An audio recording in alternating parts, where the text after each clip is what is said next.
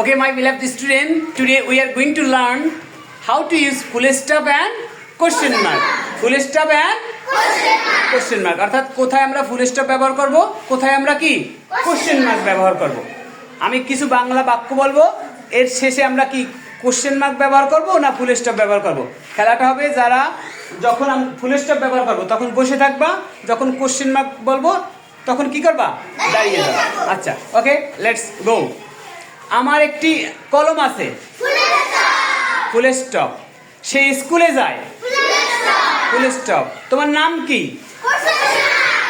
Question mark. সে বাড়ি যায়, full stop. আমরা ফুটবল খেলি। তুমি কি ভাত খেয়েছো, আমি ভাত খাইনি, ফুল স্টপ। তুমি কি স্কুলে গিয়েছিলে, ফুল স্টপ। কি হবে, কোশ্চেন মার্ক। আমরা যদি কোনো কিছু জানতে চাই তখন কি ব্যবহার করব, কোশ্চেন মার্ক।